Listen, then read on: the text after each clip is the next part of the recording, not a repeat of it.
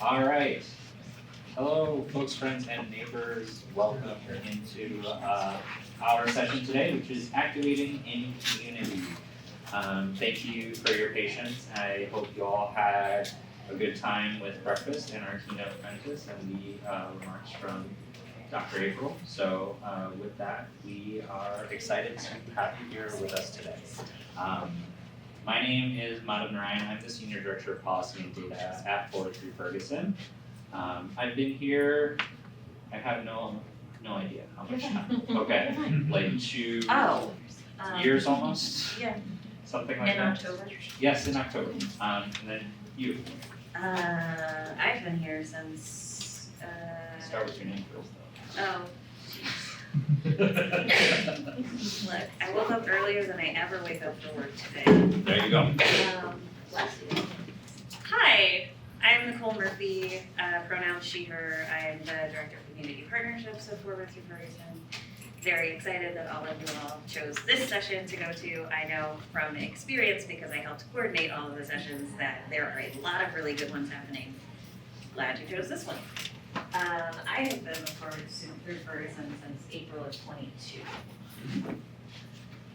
Okay, I'm here first. So I think that the first thing that we generally try to do in any kind of meeting where we're facilitating is to set a general set of shared norms. So we put some here up on the board. I'm going to read them out loud. So practicing I statements, making sure that you're speaking for yourself and avoiding generalizations, keeping an open mind, respecting all voices in the room by making sure that we're both taking space and making space as needed, meeting people where they are, not where you expect them to be, to practice vulnerability, to be candid, honest, and truth-telling, to be compassionate, to be curious, and we're going to operate on an oops and outs principle. We don't intend to cause harm the vast majority of the time, so we're going to try and assume good intent, but if you do cause harm, own that impact, please. So with that, I'm going to take a second. Does that feel good for everybody? Is there anything missing, glaring? Okay, cool. We're going to go ahead and move on to the next slide. This is a high-level agenda for our conversation here today. I'm going to run through the outline, and then for check-in, seeing as how we have this many people in the room, do you want to go one by one or like neighbors? All right, we'll do that. So we're going to do a brief check-in, then we're going to go into a little bit of history and session framing. Followed by that, we're going to do a very miniature system change timer. Followed by an iceberg activity, which we'll get more context on in a little bit, and then talking about community activation.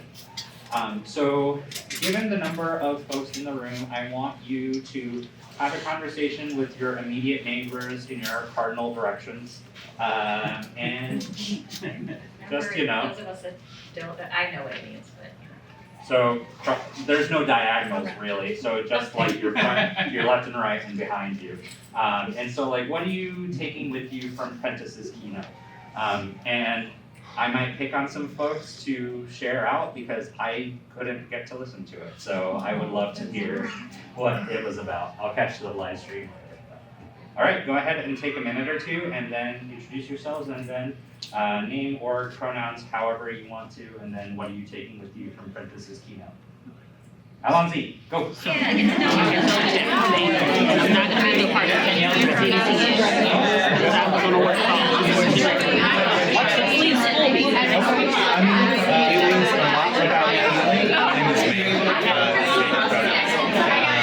a lot of feelings and how that shows up in ways that I wasn't expecting to hear. It was so like we have the most power when we're moving into alignment, right? Most of ourselves to an action is when we move power. And so things like defensiveness, which is a good skill for staying safe, sometimes not a good skill for healing or for getting action done. Because it means that we're not open to change or self-compassion.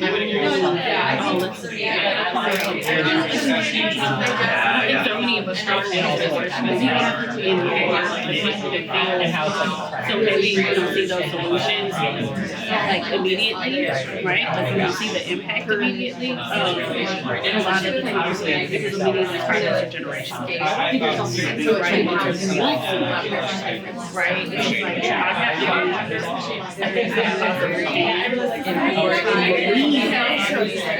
and free myself from wanting to see things we're having without measure. 100%. And on that, we talked about how we are beings in a process that we've never completed, right? Like that we are always in process. And so they spoke about how compassion, whether it's to ourselves or to others, leads to understanding, and that understanding leads to growth. And so compassion is our starting point for growth. No, there's a lot of, and this is about, and they were like, and this is me talking to me now, I hope you get something from it. Just, and that all of those things are necessary for accountability to change. Yeah. Okay. I love that. I can't wait to train now. I'm gonna watch it. I love that. So necessary. Yeah. That worked pretty well.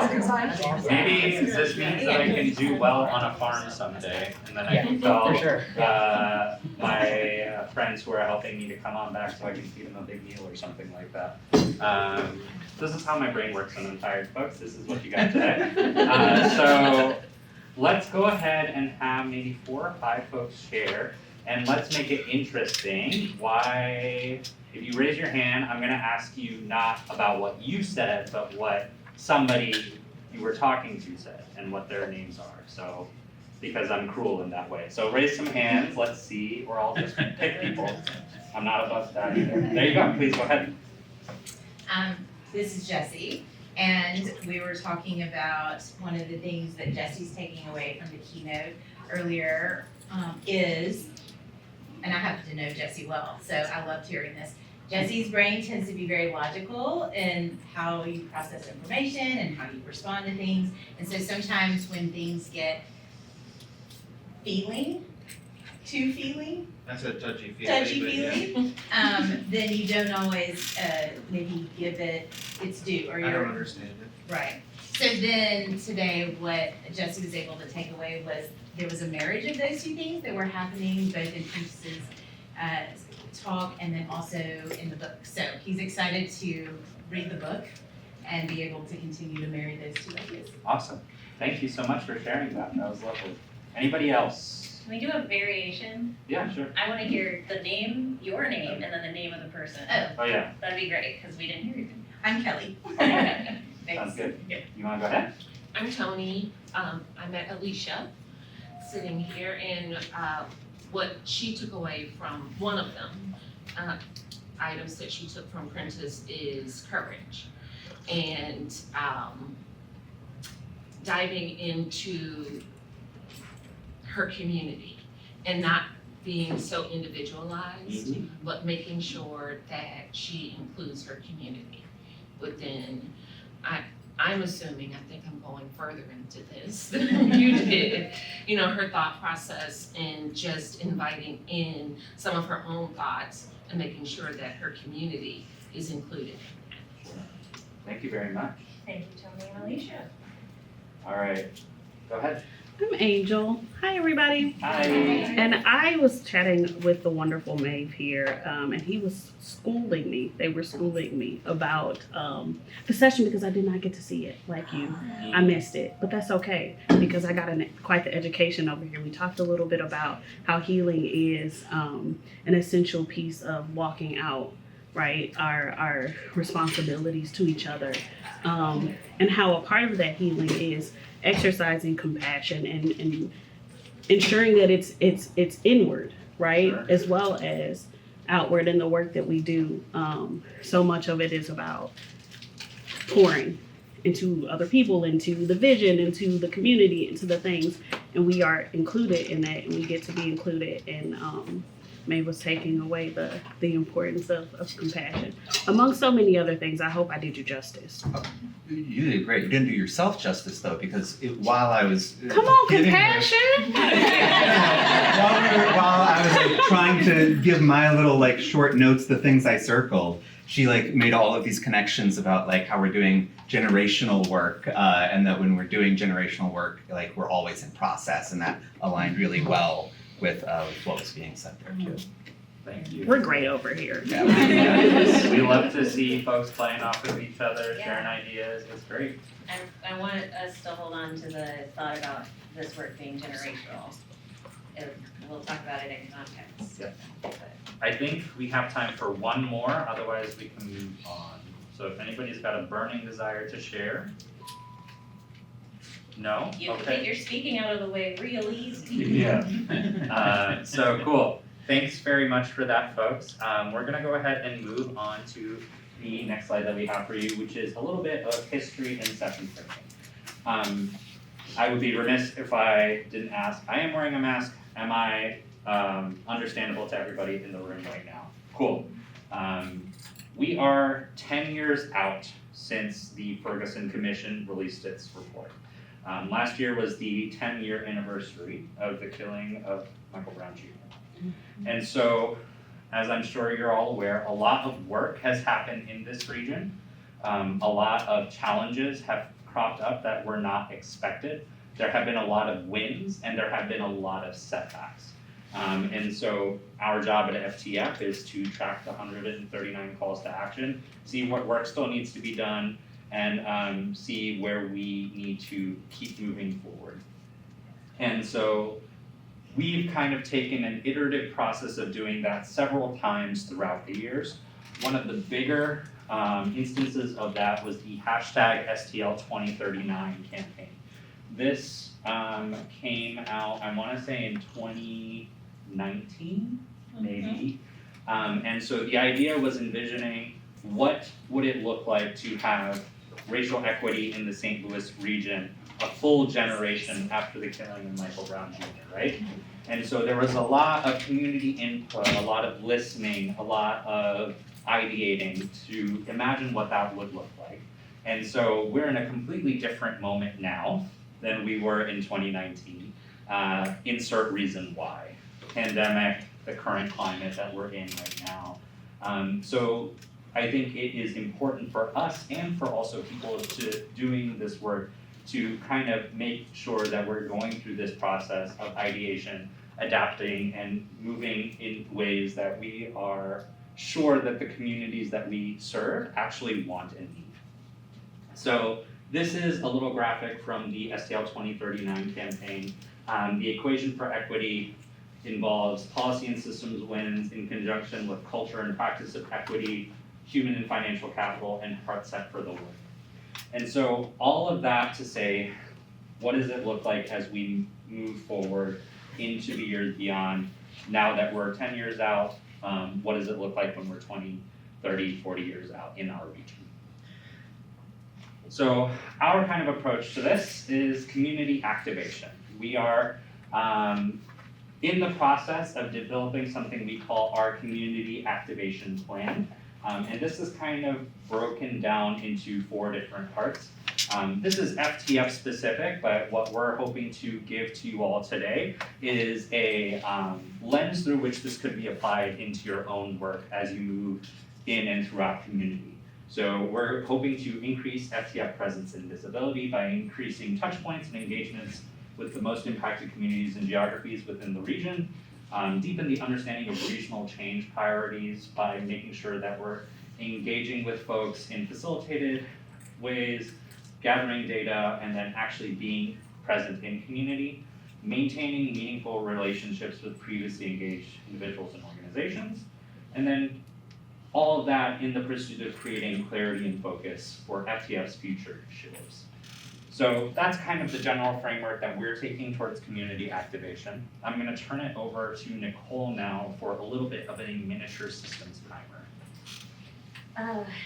Yeah, I wanna say up front here, in the vein of pouring in and pouring out, we're gonna give you some information right now based on how we do our racial equity capacity building offerings and what we think about internally when we're making decisions. And then at the end, we're gonna ask you for information, and that's part of our community activation planning process. So right now, you are helping us with the community activation plan. Okay, so what is a system? Can I get like 2 people to tell me how they would define a system? Maybe one person give me their working definition, and then maybe another person answer down at the bottom about what systems do you operate in? I'll go. Hi, I'm Joe. Hi, Joe. The definition of a system to my mind is when there are interconnected forces or maybe people, organizations, broader social movements, but how they're not only connected to each other, but then either reinforce or help.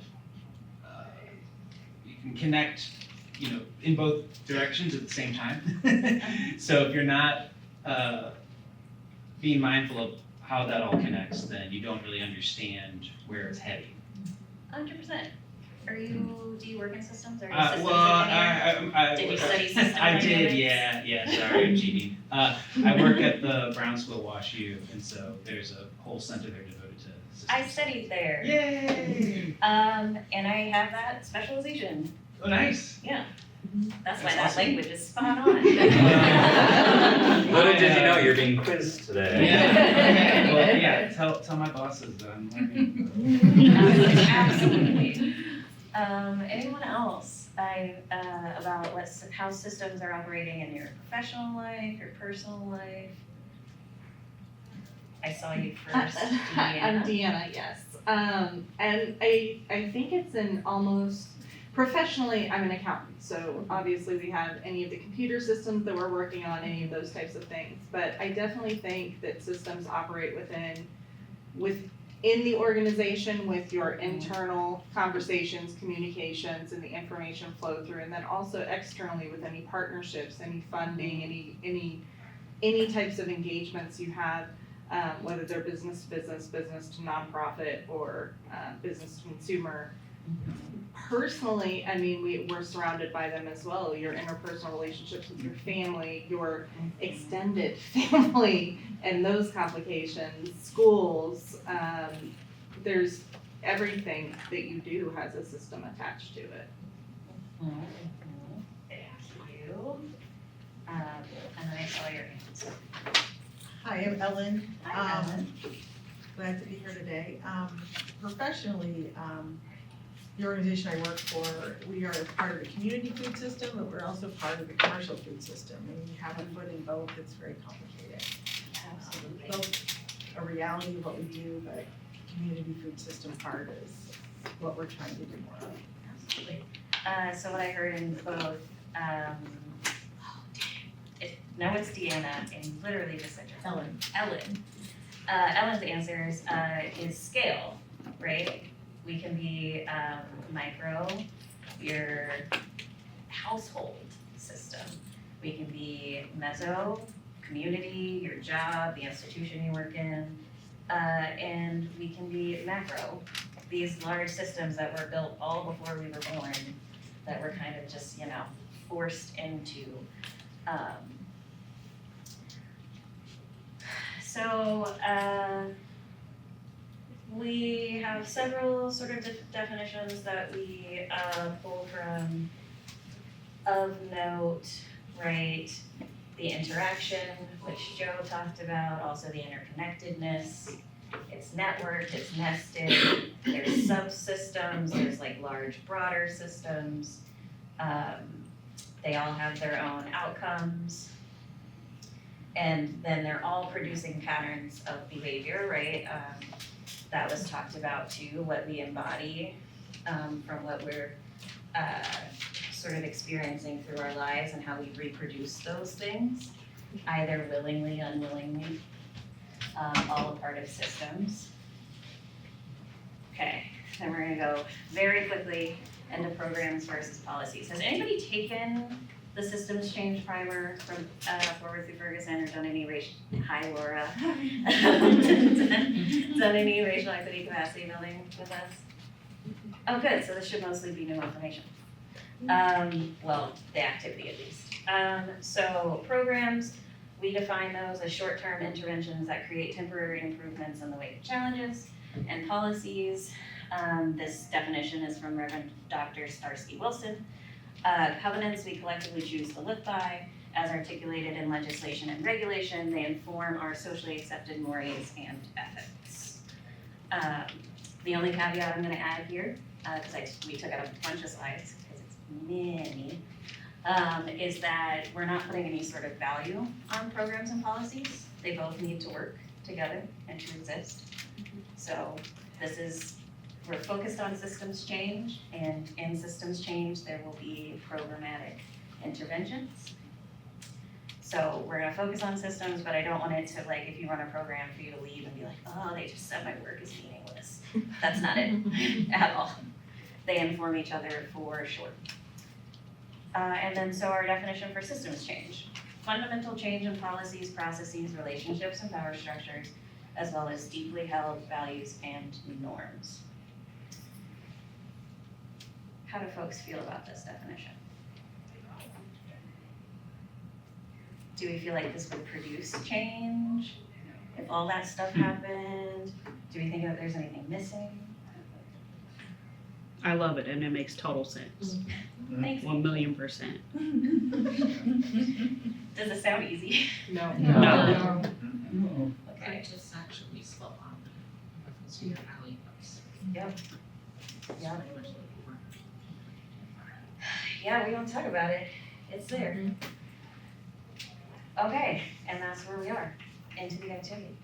We're gonna apply some of the things that we briefly touched on in what we call the systems change iceberg. So this here, same thing. So what we know about systems is that they're complex and they're not static, they're dynamic. And they're producing outcomes at various levels and all across time. So while it is possible to see an event as a singular thing that has happened, there is all this stuff underneath that has produced that outcome, right? So the example, well, I guess I could talk through the definitions. So actually, no, I'm gonna do this. So the example that we use when we're demonstrating the iceberg is the police killing of Michael Brown Jr. Right, and so that was a moment, it was an event, it was a tragedy, it happened, right? And so what we know that the Ferguson Commission did was call together community and to think about what produced the conditions that caused that to happen. And so those are gonna be your patterns, right? So we know that there are patterns of police brutality against people of color everywhere. That there's police killing of unarmed Black men at disproportionate rates. And we know that there is, and continues to be, racialized tension between Black residents of St. Louis and law enforcement. So what you'll notice here is that this is all stuff that data can produce, right? It's a pattern. We could calculate this. We can see it happening over and over and over and over and over again. So we're still kind of at the surface, right? This data comes out and people talk about it. But then there's underlying structures. Like, these are gonna be more context specific as well. So fractured municipalities and predatory budgets. Not every place has as much fragmentation as St. Louis does, which means it's not set up to where budgets for municipalities are mostly made up of fines and fees, and therefore it's incentivized that you're stopping people so you can make more money for your municipality to function. That again, underscored by the racial segregation. Because of the lower property value, the property taxes are not pouring into those coffers. So again, we're trying to offset the costs. Systemic policing, oh, that's a typo that's been there for all of time. Systemic policing of public space and behavior of Black and people of color more than, wow, that whole post-it note. That is saying that Black and brown and Indigenous and people of color are policed more often than white folks. Legal system that punishes poverty, even though that's not supposed to be constitutional, we do know that that happens, right? So what happens when you can't pay your fees, right? More fees. Yeah, there's more fees, And then there's. but you could also be incarcerated, Right. which disturbs your whole life and will drive you further into whatever financial situation you were struggling through to be able to pay your fees anyway, right? So this is all reinforcing. And then mass incarceration, modern slavery. Essentially, the incentive to fill prisons with people, and because we know that disproportionately that's people of color, then prisons are gonna be filled disproportionately with people of color. We're seeing how all this stuff is connected, right? Like I could pull out this singular thing and work my way up to, of course there's going to be a police killing of a Black boy. Now we're getting even further. These are things that unless you are actively thinking about your thought processes are probably, it's never going to occur to you that this model exists in your brain the way that it exists. But mental models are essentially how we make sense of the world, the things that we have been shown and seen, and then embodied, to Prentice's point, to where it just sort of becomes second nature, right? So throughout the history of this country, Black people equals poor people, right? This is where you'll get your implicit biases and things that you wouldn't think you're thinking, but it's somewhere deep in there, right? Poor people equals lazy and criminal, and for other people it's right at the surface, but neither here nor there. Criminals should be punished. I mean, that's Standard messaging for anybody really who grows up in this country, right? not just this country. Cops are protecting us from danger. This is something that is a literal educational campaign. How many people have school resource officers or cops come in and teach them stuff while they were in the public education system? And you get what you deserve. Right? This is a very individualized idea that if you're poor, it's because you deserve to be poor because you're lazy and you don't do anything. Right? The outcomes that you see are your responsibility. It has absolutely nothing to do with all of this other stuff. And then what's even harder to address are these ingrained social mores and ethics. Things that are foundational to the building of systems, to the building of countries, etc.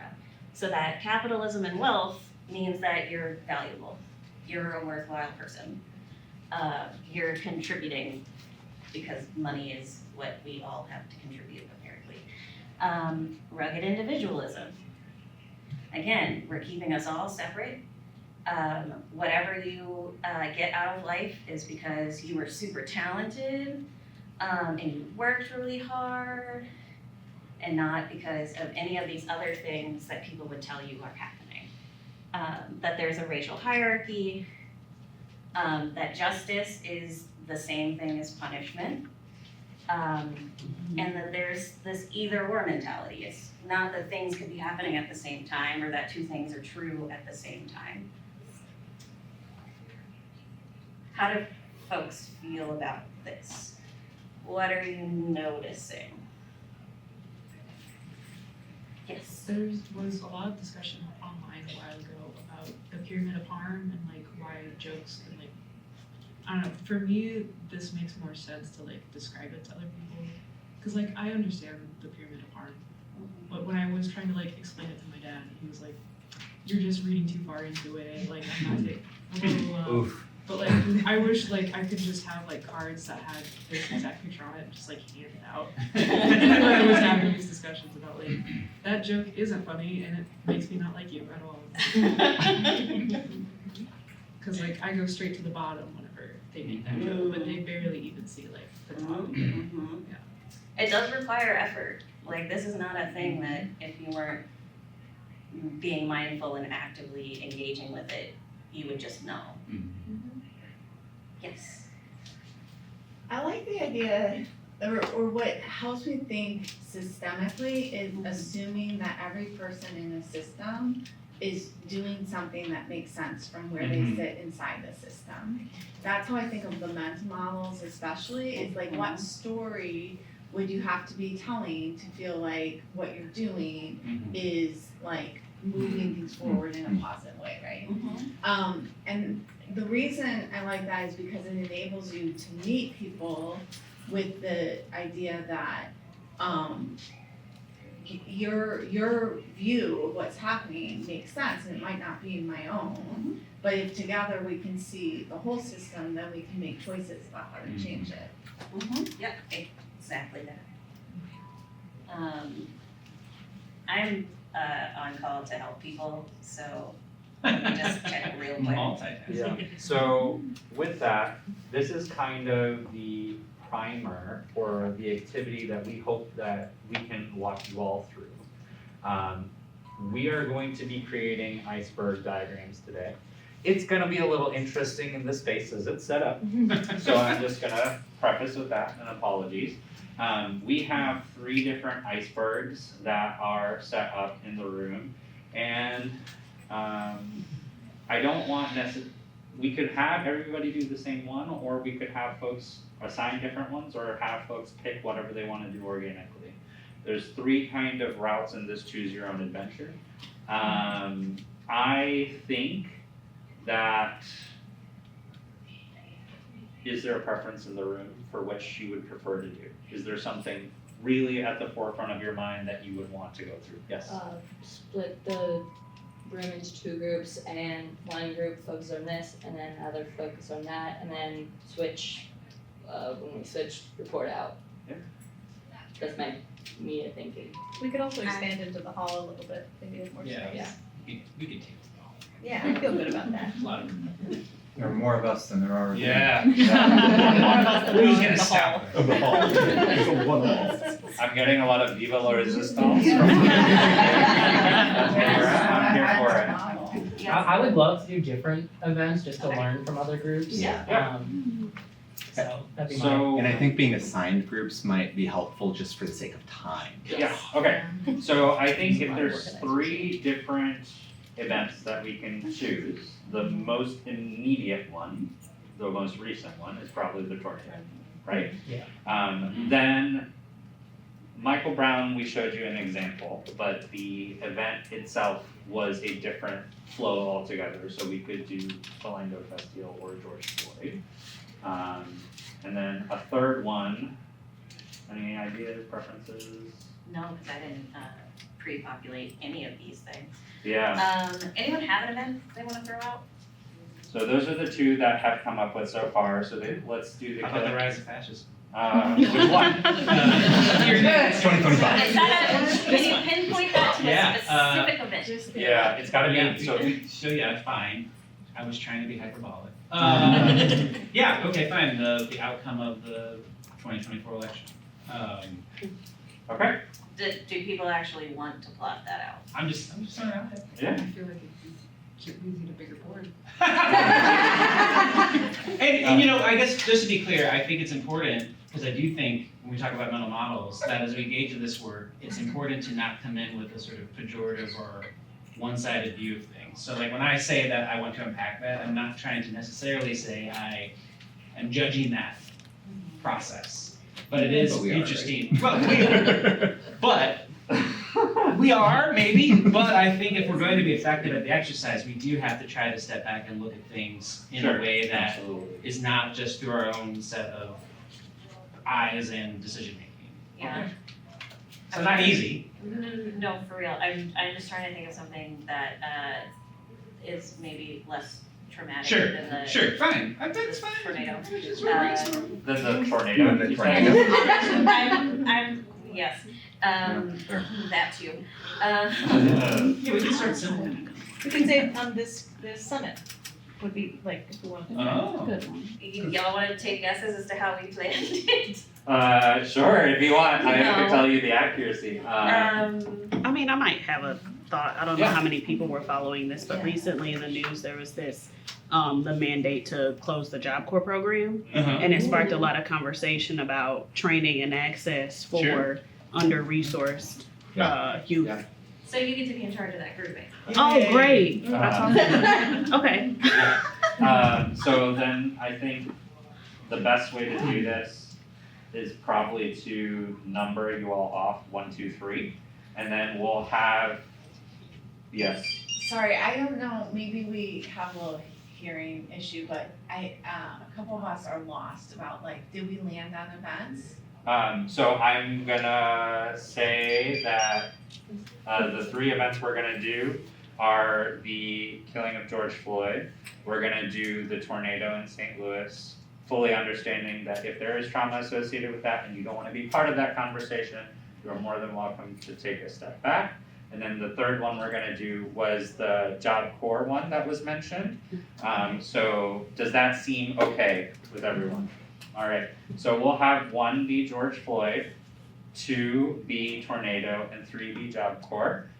You're automatically a free, so I'm gonna work backwards through the room this way. So 3, 2, 1, 3, 2, 1, 3 in the very back corner, 2, then 1 over here, 3, 2, 1, 3, 2, 1, 3, 2, 1, 3, 2, 1, and then 3, 2, 1. Perfect. So we'll have, I think 1 can go over here, 2 can go over there, and then 3 in the hallway a little bit. We have markers and sticky notes for you all. I'm happy to hand them out. And yeah, we'll go ahead and. Let's pause on movement just for a quick sec. We're not allowed to put anything on the walls, so if you're going out in the hallway, you gotta take one of these. Also, we're Umslow's just gonna. very particular about very specific things. Yep, I have feelings, it's okay.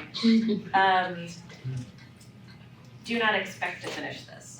Yes. We're gonna leave it unresolved, just wanna let you know ahead of time, because we are running out of time. And also, these are meant for a longer form exercise. This is kind of like. And also, you could spend a lot of time digging into lots of things and thinking Right. about lots of things. Okay, we can break now. Okay, so 1 is gonna be over here, 3 is gonna take an easel into the hall, and 2 is gonna be kind of in the middle over here, okay? Well, I guess we could just go over, but. Yeah, here we are again in the systems Yeah. mix of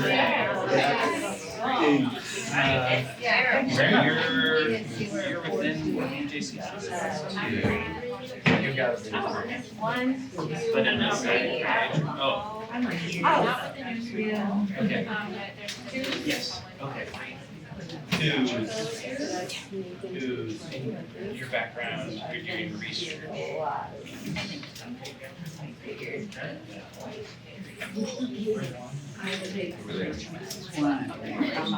Yes, I would love to come down with markers. Are there any markers over here, or do we need? No, because I think it actually works better if people write on post-it.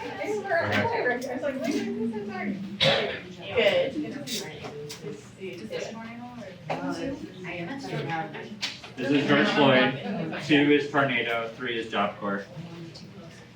I'm gonna set a timer. 15 minutes. Here, wait, I can advance this one. The next one, that's what I said. And we'll kind of be floating around if any of you have questions. That's true. Sure, yeah. Yeah. You've done this class, right? Is that you? Good raise their hand. Do you wanna coordinate this? I'll write it. You like to coordinate us. Yeah, obviously. I'm trying to get out of my own. I'm a community social worker. Coordination, right. All right, great. So we're talking about the May 16th, 2025 tornado, which hit central West End, Forest Park, WashU, and of course, tons of The extra post-it notes in this chair. And so, just like, I think maybe starting place. Well, we could start with going from the shallow to the deep, or we could throw out concepts and then assign them in their place. Do people have a preference between shallow to deep or kind of shocking approach? Pattern.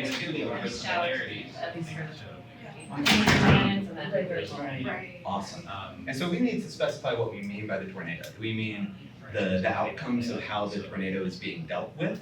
Is that what we're thinking? That's where mine One factor but is that what I you're guess I would saying? say, I don't know where this fits, is the So patterns, trends? So, we want to put down the disparate response.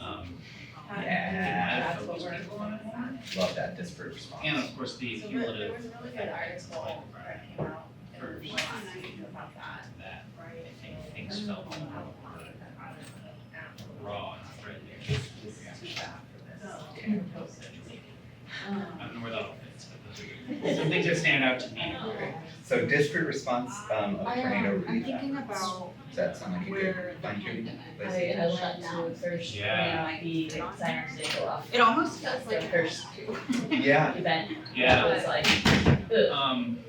yeah, so patterns, Maybe a bit of a I mean, it's one data point, but it feels like an important one. Does that feel like a pattern, the lack of siren response, or does that land somewhere else? Because that's. Not like But we're specific, response, like, that's social, the- like, interpersonal kind of structures. Snowstorm.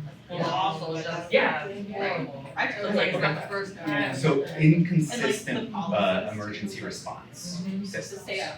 That feels like That's a a pattern. pattern, yeah. But I think in the event, you can think about the. Yeah, like, exactly, that's a what bad happened, day. Like your whole report yourself, so like, the siren didn't go off, that's part of the event. Pandemic, sociocultural. 'Cause I think All it's right, more so we've got the background pattern of of inconsistent emergency and systems. lockdown. But if people have cell phones, Does that sound good? go to shelter. If you all need like space to bounce things off of line through. I'm also happy to Okay, so technology, step out, just like. differences in access to technology. What about patterns? Just to piggyback off of that, as we have something a lot more deeper, like cultural, here in St. Louis, I we guess don't is pay attention another to weather alerts difference. Right. or anything because the weather here is just. Yeah. all Like, over. I was Mental gonna model. say, like, I don't, so I live in the neighborhood at First Linden, and like, one of the mental models is tornadoes can't touch down in a dense urban environment. I thought That's that another was underlying really structure. Or the architect, yeah. Yes. Everything. I love, yeah, so that's mental model. Well, I Like, always joke around, I'm like, oh, the best time to meet your neighbors is But when also there's just a tornado, Yeah. because everyone is the on added the trauma porch of watching it. this. I don't So know, this stuff like isn't, that. this isn't serious, Yes. the overall mental model. Yeah. Usage of social not media? taking tornado warning seriously. Maybe, yeah, I don't know, it's, yes, it's both the So that's something. broadening of who's watching it, but then What's that? That's the something. ability to record something. Yes. Right. Yes, Right. so it's an individual thought that people are having. Yeah, like So there, it's- there were probably a I lot think of that does different thoughts contribute people had to at the moment. more reaction. Mhm. Maybe that contributes to this. Yeah. Say more about what you're thinking. I would almost put it in I was just saying, a I lot think it's of like a people social pattern, like with any there's an weather increased warning, use they don't pay of social attention. media, there's an Because, increased awareness of Something social that could issues. be something that could know That's the why. person perception or, sounds like Yeah. code. So I mean, I think educating. Because I think in some Be ways, responsive to warnings regardless of the person's feelings, because I'm not really really thinking about If your you don't respond to people and they have nothing happen, the it's social media like, tell you it's just a waste of time. But educate them reaction to of understand. authentic This is behavior. hit and miss, and you try to be on the side of Satan than a victim. Yes. That now so many people are. So that might be an underlying structure, is a lack of education around, does that feel like an underlying structure to people, a lack of education around emergency response? Lack of education, I don't know if the lack of education particularly Yeah. being responsive to the serious nature and possible Subsequent event. Yeah, and I'm trying to think if there are like policies and systems that support that. I think of it just like watching it, like everybody go on the porch, like then like, oh, we gotta go in the basement. Is that a cultural value? What are the outcomes that we're Yeah. seeing? Right. Tornado, yeah. Tornado Tornado. Right. Despite the education. I think Appropriate. we have something I have for 70 years or Yeah. whatever. But part of that is like, that we think that education stops from the public education program, right? And that the only place to learn about tornado safety is third grade in the hall when the sirens. Yeah, it is interesting afterwards, you're like, man, I mean, why did we stop doing drills? Yeah. You know, it worked, Yeah, we yeah, do drills for everything. yeah. I don't know where. Y'all feel like I'm gonna say, have any questions that the facilitator would be helpful for, or should I just get out your way? Okay. Should be another, like, after siren, what else? I mean, since then, like Yeah. we can talk about insurance, we can talk about FEMA, we can talk about city and state funding. Well, let's talk about, because the people respond to immediate, which even though it's not a lot that we do, people turned out to support us for different I was gonna say, not just from what you had mentioned, communities. They didn't maybe have to be somewhere there. here. Cultural and They institutional values. A lot of folks Shelter, say it's like what the top have person Well, mentality. then- So I mean, I think just the Right? nurture And that's something you're is getting supported. and like kind of grounded Uh, a very neighbors. large. Yeah. Nurturing neighbors is a cultural and institutional value, right? And even like about the a people's structure response, that, they keep putting in all their So like if that is efforts, the like, tactical liberation has to go which through honestly, that's And there's been other like one-liner phrases from Ferguson movement kind of forward, like aspect no of one's that coming to save would us. be then We, using structures. like, it's, Right. we rely So on like, community. what do you see, Those are values that has been built, because that is a thing that. Careful, People young were lady. also trained to do that. Yeah. They did that in response to. Okay. Well, I mean, it's great, but Great, yeah, great, so I there's I like would this say that positive policing immediate response. is something I would say that don't they usually have in terms of. So kind of like building off that. So that the public is not a part of this, right? Our One thing that stands out. government and the people's response, and so I've had a lot of And again, I conversations just with can't people, it's like, oh, they weren't working together, or they weren't sharing resources, so it's just like it was really fragmented in their response, and like. This played out Again, over a period of like 8 minutes while Still is. Places that many folks are exist just that watching I it think happen. And Yeah, and that's like powerless government and neighborhood to based, stop it. right? And then just to add But on was that, that true I powerlessness think a lot of or is people this don't this know learned what powerlessness? the processes are, like for FEMA Because it's or, police, and yet there's police just standing by watching it. They're like, thinking into of that, it, and the public is just watching it. Insurance Even though or- every point not around for it's still insurance, like, military, I like, think that get activates activated. surrender. National Yeah. Guard, thank you. Police could have- National Guard, and Like, we're not gonna interfere, I'm not gonna say anything, I'm not gonna say like, There's a process that has to happen, Stop there's it. all Sure. emergency has to be declared, and then all the things have to fall into place. And I think a lot of people don't know that or understand that. And yes, they were super slow, but because unfortunately, that's actually Yeah. I really put in R&D dream removal process, because it was, alright, put it all in the sidewalk, okay, and then when are they gonna come get it? Okay, and then Is, it's there just was a. from there, like, cop yes, who there's was doing been a something that little you're bit of definitely not pickup, supposed to be and doing. then Right. heard from the city, it's, And oh, the response we was, got I am the a law. company Right, and the they should be picking it up, and then says that is neighbors being told, But that oh, is put it in the back, oh no, put it in the street, put it on the sidewalk. right, And it's because just they're like, law it's enforcement, literally and they rotting understand there. laws. I mean, That what the they're pattern, doing. Yeah. the city's not good at And communicating using a that clear Even- message. Even together to, In yeah. any circumstance, Yeah. right? Like, Force people to listen to what they say Yeah. and to listen to what which is they hard. Because they even have the resources to Right. Right. figure that out. Who's gonna prioritize? Right. So underlying structure states like intentional defunding of San Luis City. They'll Yeah. like, Right. you'll say, you know, like, actually, yes, I can, and then I'm like, Part of the well, I issue know all, is like, that I know what I'm talking about, like, you hear that a lot in those groups. individuals who maybe had tools that could have helped did not get through the neighborhoods. Because the trees were down and, you know, it took a while to get through all that maze. So I think there needs to be a team or something in place that can work through those dynamics. And so be honest with the residents as Part of the community. what they can do. Different communities get this.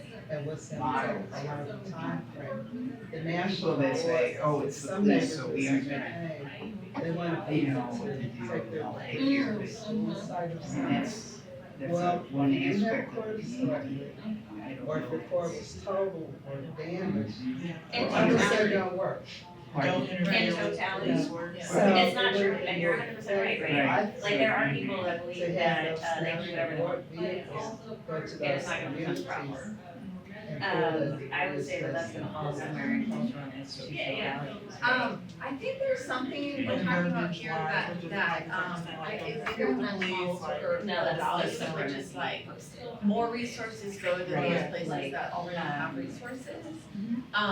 So it, like, there's a lot to There's a the response. defiance.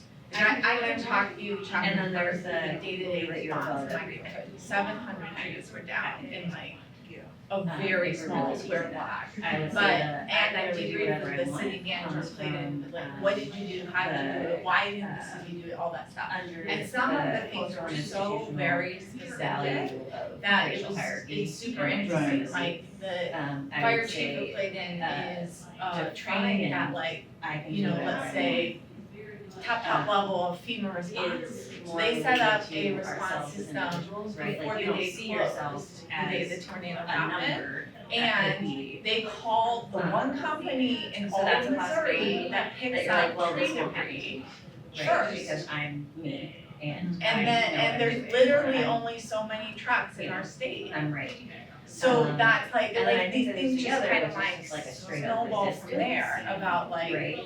like what it means to already have I don't- a I ability to think how to respond tie that quickly. to a So it's kind of like the rich get richer, but And more we're probably resources. not looking at things, so that there's.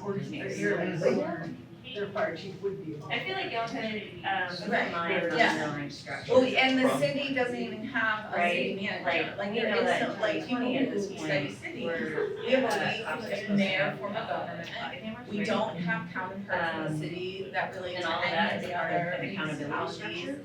Like locally. what's going There into the is accountability literally, structure it's that nobody allows these events specific to on happen their as well. job to do this kind of thing. So underlying structures like property values determine priorities. I wouldn't say that's the case, I would say that it's more that, resources go to places that are resourced because they're already equipped to take in resources, Okay, which I is hear you. different. It That's is not about prioritization, it's literally about readiness to read, like, that's where a mentality like the rich get richer.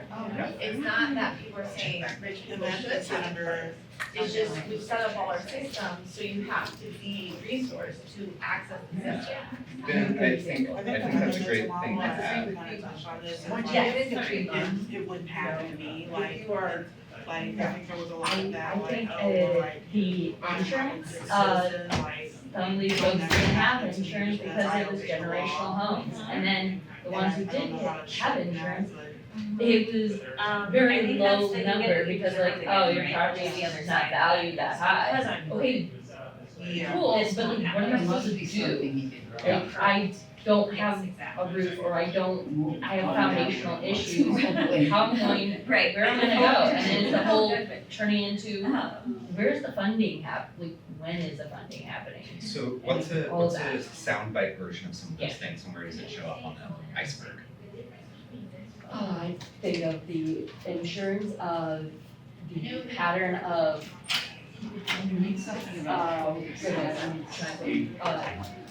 the value of I had one going. the Oh, okay. value of Yeah. homes Great. I think that's No, an we underlying said- structure Oh, yeah, yeah, y'all made is excellent like progress. zip coded property values. Like deeper thought processes and like, Oh, cause like we yeah. all saw the reaction. A lot, like, the the vacancy stuff, like, Some of this yeah. points to. People always forget to put the little trademark next to zip on zip code, but you know, the US Postal Service trademarked zip codes, it's important that be. I'm sorry. It's okay, we'll ask in general. Can I ask folks in the room to come back and maybe if you're comfy with it, pick 1 or 2 people to help with report out from your groups. Oh, Casey, come on. You wanna do it here? Yes. Okay.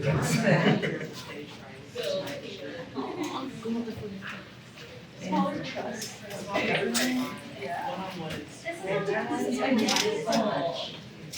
Hey folks, we're gonna come back into this. I don't know how we go back more report out. This way. Do you want to just take turns on?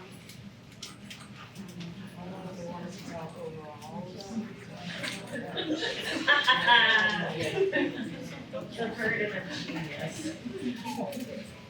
Oh, thanks. I'm sorry, I totally left you on it. I'm dropping. It's okay.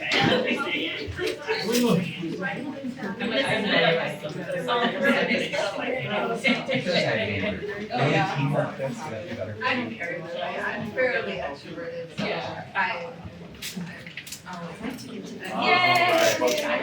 Thank you, folks. Y'all made icebergs. I see so many post-it notes. I'm Alright. very excited. Hey, Nichole, what slide do you want to be on?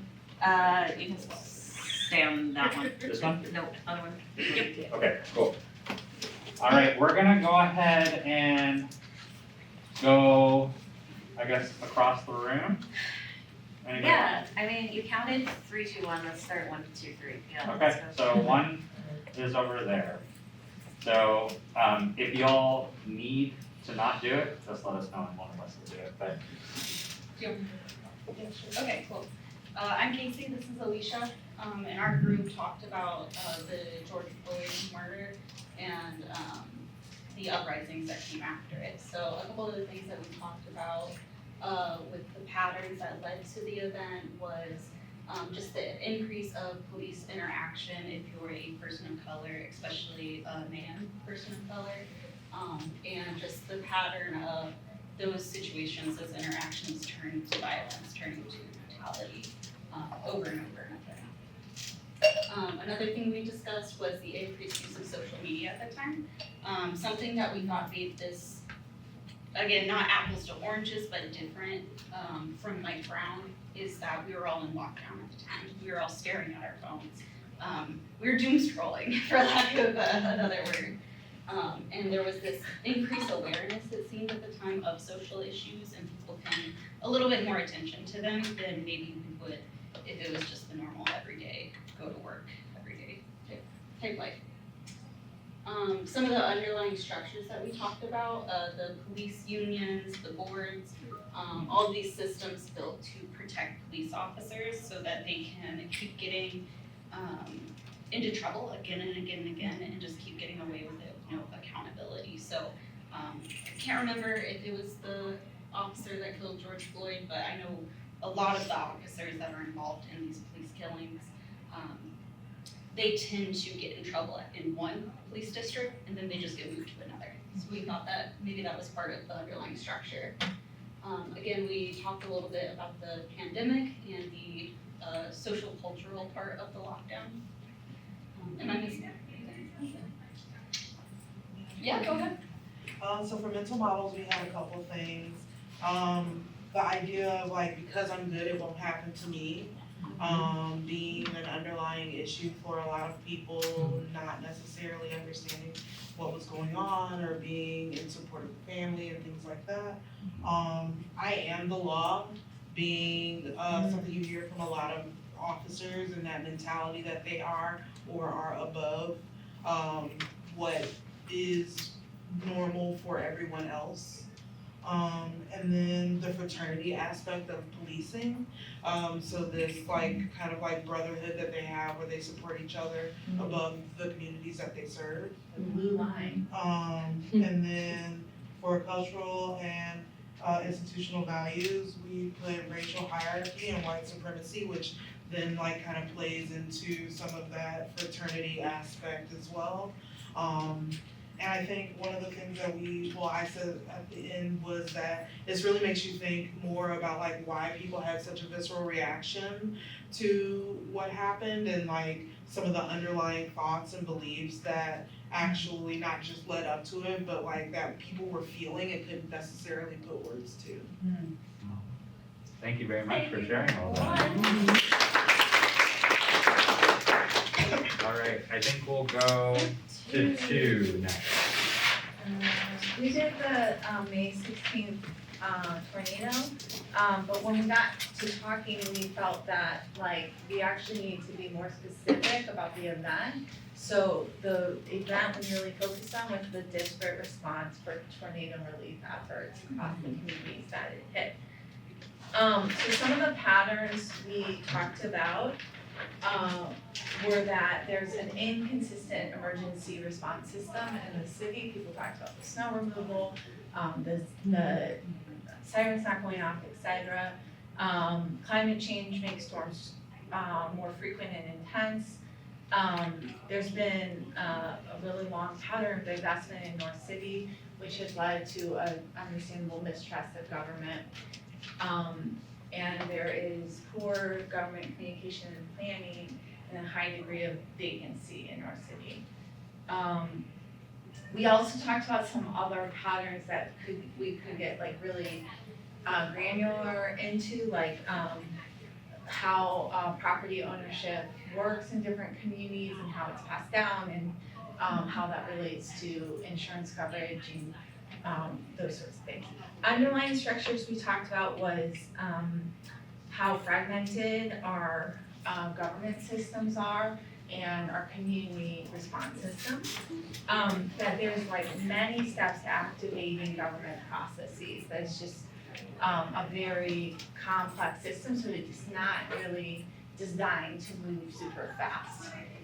That there's a lack of resources in city government. And that so much of kind of how property is cared for is determined by zip codes and the value of different communities around the property values. We spent a lot of time about mental models. We all had something in our head about tornadoes and like how they work, where they go, what to do when they happen. So some of those is like, it won't happen to me. Tornadoes don't touch down the city, the arch has a magic like fortress of that, right? That all kind of winds up to this isn't serious, right? Then there's also, some people have the complete opposite mental model, which is like better safe than sorry, right? And then with the response, we talked a lot about how the people's response effort was guided by this notion that community cares for community. Like, oh, we got us kind of mental model. I also sometimes hear it as like nobody's coming to save us. Like I think that's built up in the last 10 years since Ferguson as why community is able to respond the way it is. Some cultural values we talked about was like the amount of money you have equals your value. We thought that is kind of like normalized in this area, that tornado watching is sort of like a activity or so that was an interesting one to surface. A positive cultural value was this community-led response idea that like that's what we do here. And then finally that like resources flow faster to those who are most resourced. Or put simply, the rich get richer kind of thing. But to access fast response, you already have to have the resources to move quickly in your response. So that's kind of a self-perpetuating cycle. And that's it. Thank you very much. All right, group three. Hi. Hi. Thank you so much. Alright, so we talked about the closure of Job Corps, the conversation around the closure of Job Corps that we've seen in the past few months. And some of the patterns we sort of pointed out was this sort of lack of housing and like backup plans for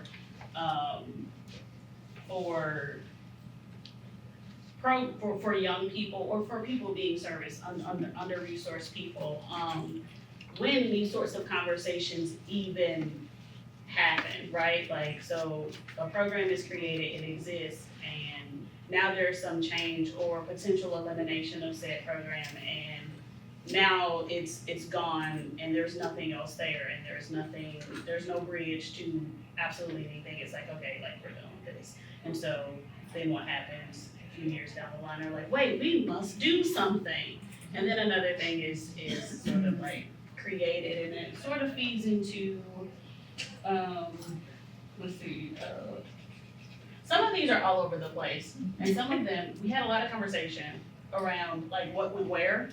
Yeah, because they're so intertwined. They are, and so we kind of, some of these might actually be in the wrong place. You can pull an audible if you just wanna talk about the conversation you had. Okay, sweet. So, some of the underlying structures I think that we all agreed on was, sort of this issue with resources for folks who need them being so deeply, ingrained in like government action, right? Like there's some extreme government action has to happen. So for instance, for Job Corps, it literally takes an act of Congress to get anything done, like to close it, to revamp it, to improve it, to shift it to whatever, right? And so we know that can create real delays in getting people what they need and in making improvements that like make sense, like in the now, right? And I think that we can all probably agree in this room that when people need the resources, they need them like now today, right? So we don't got time for Congress to be figuring it out, right? So that's an underlying structure. Now I'm gonna just jump around to things that I really Are talk people about. familiar with the closure of Job Corps? Oh, wow. Well, so, yeah, so just real quick, Job Corps is, it's a government funded, government sort of created youth training program, right? So under-resourced youth from all over the nation can get into the program, and they can get some trade training and be offered some like housing support and other supports that address various like barriers, right? And so recently, yes, it was developed in like the 1960s, right? Like so pre-MLK assassination, and they are like the current administration is like, no, like we don't want Job Corps anymore. We don't want this, but also we're just gonna like quietly not put forth anything else. Right. So Right. they closed it, and these kids were left out on the street with their bags of clothes, nowhere to go. So that's what we were talking about. Access of housing, they have nowhere to go. Sometimes their families, they didn't have any, or their families turned their backs on them. Yeah. And Job Corps was their savior. And yeah, so like fun fact, it is still open, but I think that news that it's open and available to people is like not spreading as quickly as like Job Corps isn't a thing anymore. Don't here, right? So that's the problem. Some of the things just foundationally that make this possible is this cultural like value, like belief that under-resourced equals not valuable, right? So you're poor, you don't have what you need to make it, so we aren't going to put forth the energy to create like an alternative that makes sense, right? We're not gonna put forth that thought work because this population isn't really valuable to begin with. And then like, that, I feel like this is incomplete. It says troubled youth here. I think that I would add to this, please correct me if I'm wrong, that like Black youth who are under-resourced are troubled, right? For those who don't know, sorry, we picked something that people might not have a whole lot of background on. Like the demographics of Job Corps is mostly like Black and brown, young people.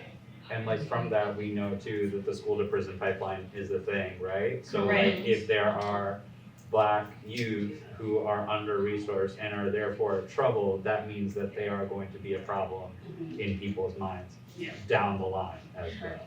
Not so fun fact, the St. Louis Job Corps program was actually, the contractor managing that site was actually, is a for-profit prison contractor. Yep. And we'll sit in that.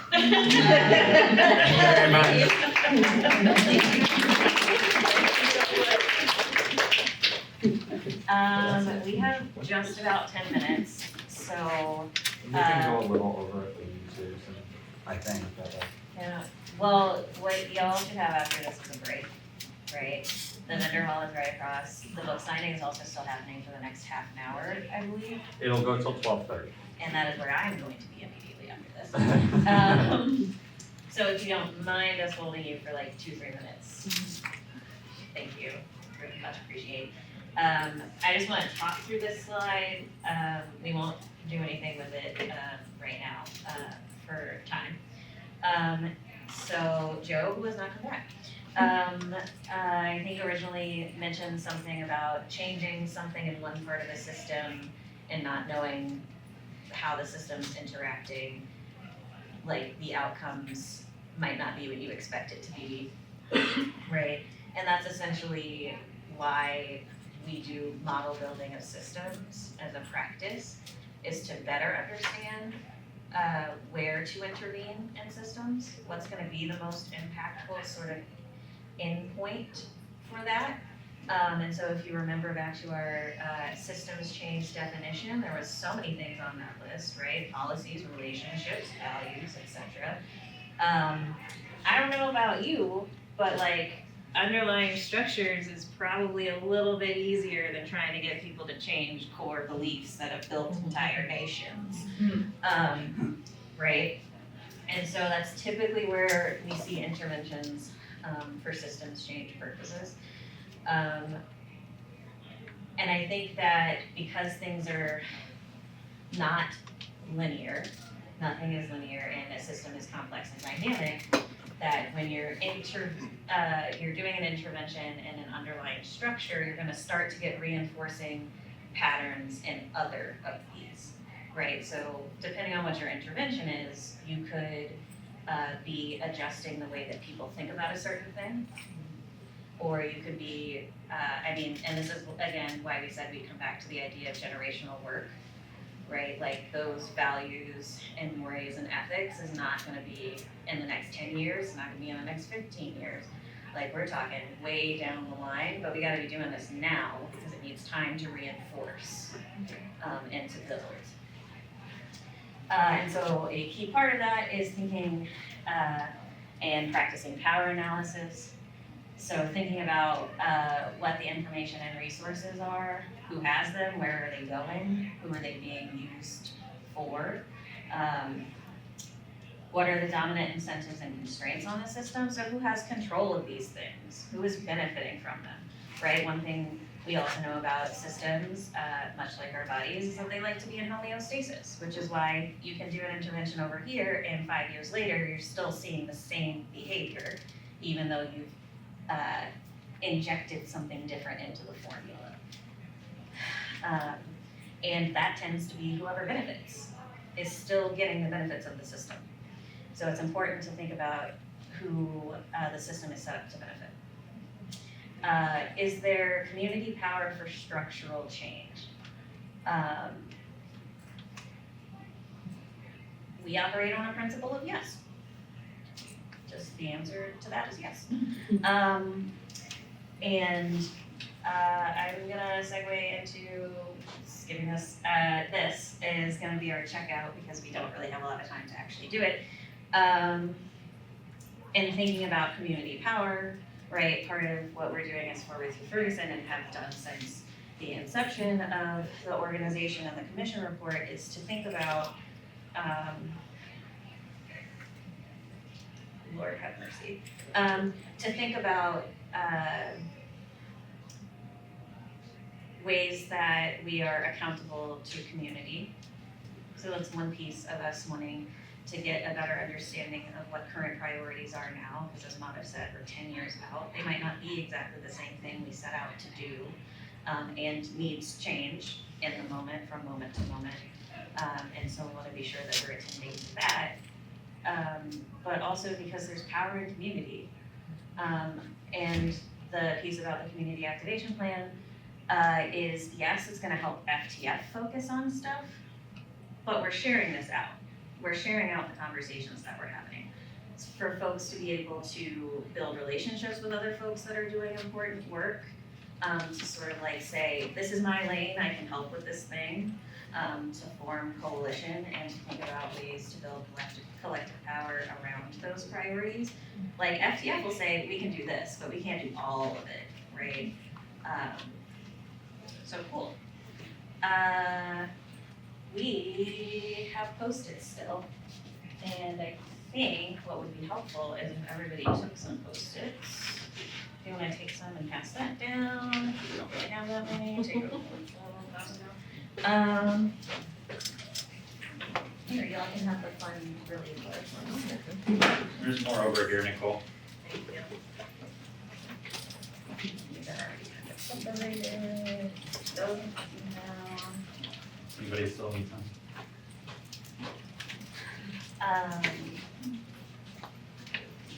Just a box full of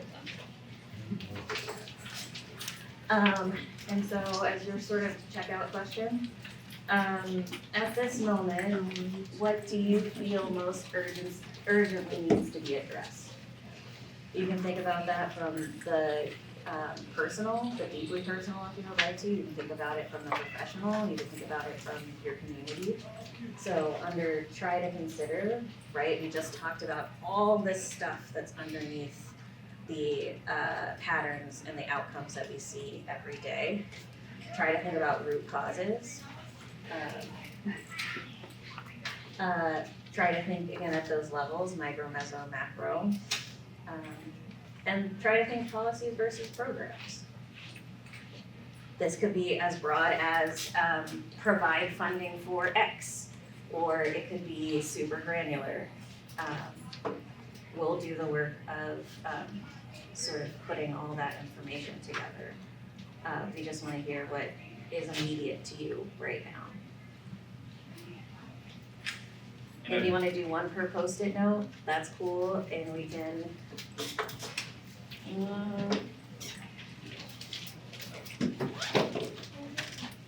You wanna put them up on a sheet? You can just sit on the whiteboard. Yeah.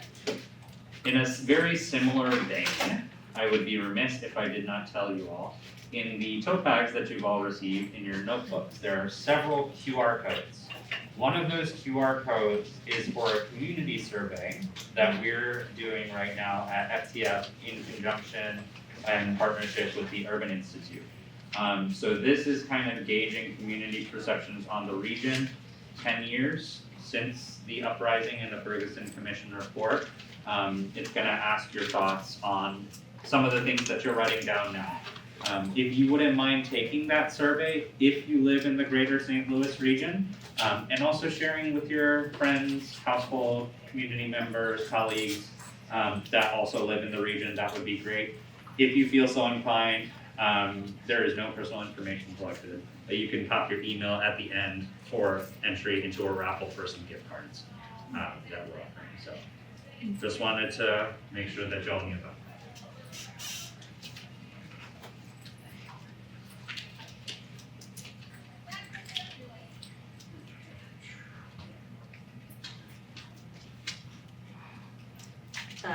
I'm not gonna offer Madhav's time, but if if folks wanna chat after this. I'm because happy I- to stay here. Yeah, I was gonna say, aside from getting my book signed, I don't have anything else, so if something came up for you and you wanna chat about it, I'm happy to do that. We've been forward through Ferguson. Um, Saw a hand up there, yes. Is it possible to get this? Yeah, we can send it to you. Why don't you all mark that you are attending this session if you haven't already, and then on our end, we can see everybody who attended, and if your profile is updated, we should have your email, or we can upload it directly to Buva and you can download it. Right, so if you're in Buva, just mark your attendance for this session, and then we can make sure to send it that way. Otherwise, if you're not in Buva or can't have trouble getting into it, you can come over and give us your email, and I can get that information that way as well. But thank you very much for your time today, folks. We appreciate you being here and your ideating and collaboration. And like Nichole said, we'll be around if you want to chat.